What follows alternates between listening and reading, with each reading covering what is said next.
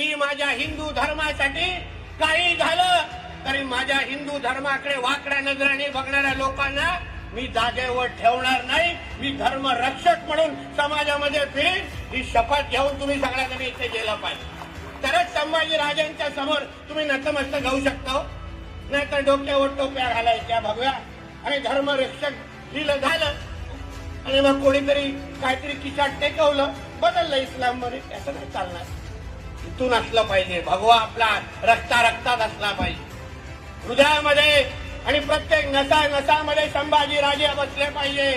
ज्या राजांनी आपल्याला एवढा ज्वलंत इतिहास दाखवलाय त्या राजाचं इतिहासाचं संरक्षण करणं, त्या राजालाही वाटलं पाहिजे मी ज्या हिंदू धर्माच्या साठी एवढा त्याग केला त्या हिंदू धर्माला एवढा वर्षानुवर्ष झाल्यानंतर पण त्याचं रक्षण करण्यासाठी एवढ्या मोठ्या प्रमाणामध्ये हिंदू समाज माझा सज्ज आहे असा अभिमान त्या राजाला वाटलं पाहिजे।